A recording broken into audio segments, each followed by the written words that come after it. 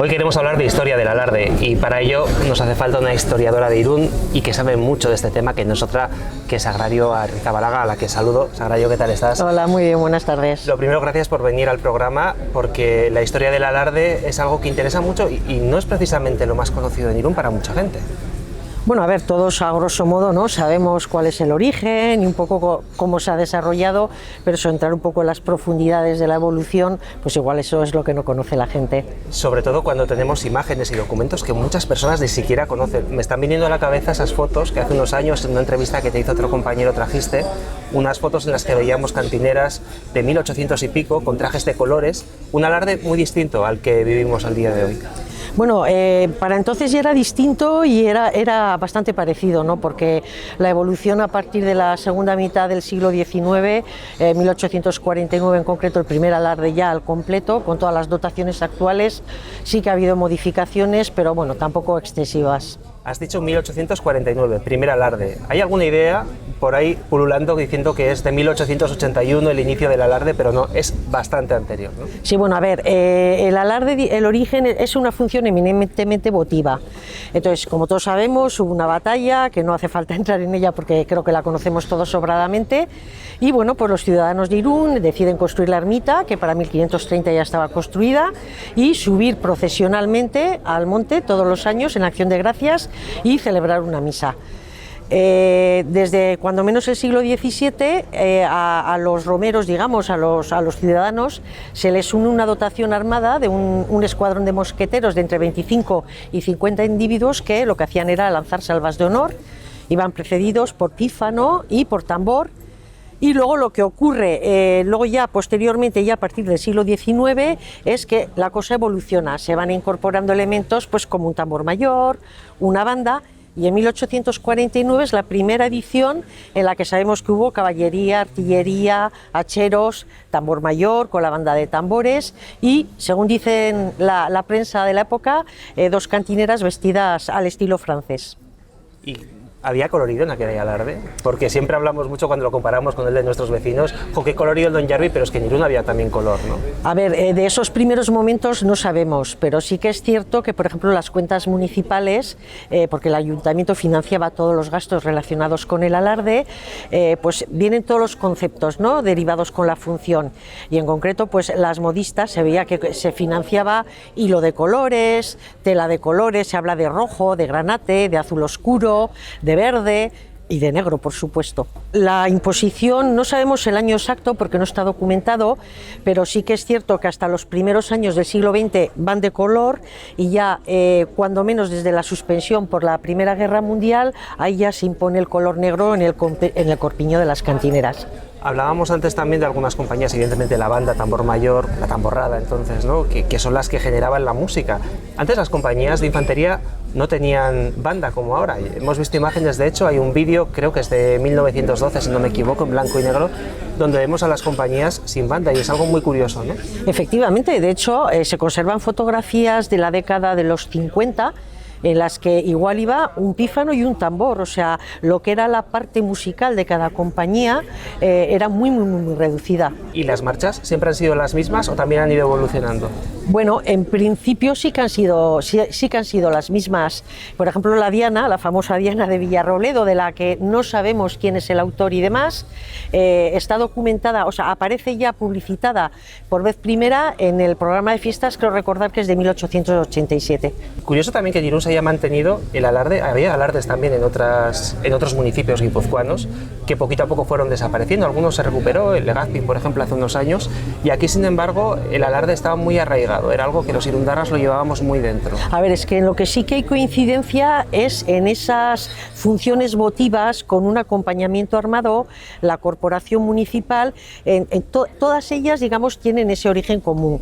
Luego llega la folclorización en el siglo XIX, pues tenemos en el otro lado de la frontera la Festa Berri, Navarra también, que incluso llevan indumentarias muy parecidas, la tamborrada donostiarra, pero bueno, quizá el de Irún coge un empaque que pues no tiene los otros y dada ese carácter como más modesto, pues acaba perdiendo con el paso del tiempo.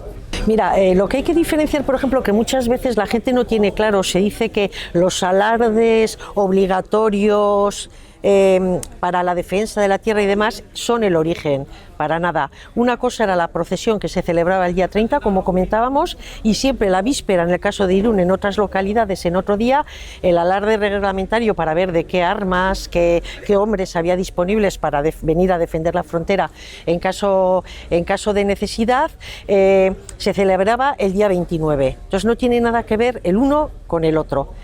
Y sí que es cierto que, por ejemplo, los alardes como tales, los alardes obligatorios, a finales del siglo XVIII apenas si se llevan a cabo. La procesión, en cambio, se llevó a cabo prácticamente siempre. Hombre, pudo haber algún año que por las inclemencias meteorológicas no. Por ejemplo, mira, con la guerra colonial en 1898 no se celebró el alarde como función festiva, pero sí que los ciudadanos subieron al monte y la banda pues interpretó un concierto dentro de la iglesia y demás. Entonces, la procesión prácticamente se celebró siempre. Tenemos la revista en Irún, el día 29, el día de San Pedro, que entiendo que también ahí sí que habrá esa parte, ¿no?, que tiene que ver con aquellos alardes. Sí, es un poco esa remembranza, ¿no?, de que se pasa para controlar qué tenemos para defender la frontera.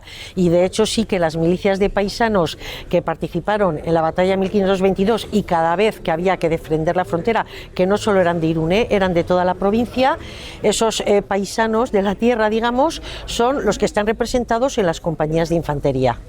El resto, caballería, general, etcétera, lo que en realidad se está representando es el ejército que participó en la batalla. Si quieren ustedes más información sobre el alarde, el origen y su evolución, tenemos un libro maravilloso de Sagrario que se publica en el año 2011 con el Casino de Irún, que es Alarde de San Marcián, origen y evolución. Está todavía disponible, se puede adquirir y leer. Hay muchísimos temas que evidentemente no los podemos contar porque no tenemos tiempo, pero antes de finalizar sí que me gustaría dedicarle también un espacio a las compañías que han ido entrando y saliendo del alarde, apareciendo y desapareciendo. Y fíjate, hay algún documento que nos habla del alarde de 1936, está el listado de las compañías, el último alarde antes de la Guerra Civil, y hay muchísimas que ya no existen, como por ejemplo Irrinchi, creo que estaba, entre otras tantas, ¿no? Hay un orden muy distinto a las 19 que tenemos ahora, las 19 unidades que desde hace tantos años no llevan más o menos, con alguna excepción, ¿no?, Velasconea, que se incorpora más tarde, etcétera, pero bueno, las vemos como muy monolíticas y sin embargo en el 36 vemos que había, pues bueno, otro tipo de orden, otras compañías. Sí, digamos que como distintas fases. Afortunadamente, como el ayuntamiento a esos 25 o 50 mosqueteros del origen les daba una ración de pan y vino a modo de, bueno, pues de refresco, de almuerzo, de lo que fuera. Esa tradición se sigue manteniendo. Entonces, hasta creo que es 1892, en que ya el ayuntamiento decide que les va a dar peseta y media y luego se reduce a una peseta. Como consta el reparto de esa peseta que había que dar, se va relacionando las distintas compañías. Entonces, por ejemplo, en la década de 1880 a 1890 solamente tenemos los barrios históricos y en concreto Ventas, Bidasoa, Beovia y Meaca. Algunas de ellas contaban con dos compañías distintas porque parece ser que había un cupo, ¿no?, para cada una de ellas. Posteriormente, en 1890 y pocos, 96 creo recordar, se incorporan Olaverría y Lápice. Llegamos al siglo XX y siguen siendo esas. Los dos clubes de fútbol, Irún Sporting Club y el Racing, organizaban uno la artillería y otro la tamborrada. Ya después de la suspensión por la guerra, se empiezan a incorporar otras compañías. Bueno, antes Beovia, cuando ya se independiza del barrio Bidasoa. Luego ya, a partir de 1919, que se retoma el alarde tras la suspensión desde 1915, pues se incorporan compañías como por ejemplo Real Unión, Santiago, Amachantalen, Uranzu, creo que el Círculo Tradicionalista. O sea, se van incorporando algunas compañías y, como bien decías, en la época de la República surgen un montón de sociedades de carácter recreativo que acaban estando representadas también en el alarde. Por ejemplo, esa, Irrinchi, el Casino de Irún, aunque era muchísimo más añejo, pues tenemos también una del Batzoki, la Irunguatzeguiña. Entonces se van incorporando compañías Buenos Amigos, por ejemplo, que de todas ellas es la única que hoy por hoy sigue figurando en el alarde. Luego más adelante también la Renfe, después de la guerra, ¿no? Exacto, la década de los 50. Pero en la década de los 20 la fábrica de vagones ya estuvo representada también con una compañía. Bueno, mención especial, por cierto, a San Miguel, que este año hace 125 años la compañía, que no la hemos mencionado, yo creo que hay que mencionarla en este año de aniversario. Y para terminar, la pregunta que nos hemos hecho tantas veces y que tantos irundarras se hacen, compañía Bidasoa, ¿por qué es la encargada de portar la bandera de la ciudad? A ver, no está documentado, no sabemos exactamente por qué. Hay dos teorías principales. Una, que un año que hubo un temporal terrible, fue la única que compareció para participar. Y otra que dice que como Bidasoa y Beovia, digamos, pertenecía a Bidasoa, ¿no? Entonces, hay quien dice que como los franceses siempre entraban por el vado de Beovia, que era jurisdicción de Bidasoa, que por eso le corresponde ese honor. Pero bueno, a día de hoy todavía no sabemos la razón. En cualquier caso, cuando suena el teiro y escuchamos el himno y vemos ese momento de la incorporación de la bandera en el batallón, pues bueno, yo creo que es uno de los que siempre nos hace emocionar, ¿no? Efectivamente. Pues Sagrario, para terminar, a todos los invitados les pido que manden un mensaje a la cámara, un mensaje para desear unas felices fiestas, que las tenemos ya a la vuelta de la esquina, para disfrutar el alarde, ¿no? Que es lo que nos toca ahora. Pues sí, felices fiestas a todos y espero que disfrutemos de un buen alarde y que, bueno, que uno más para la historia y que no se interrumpa nunca.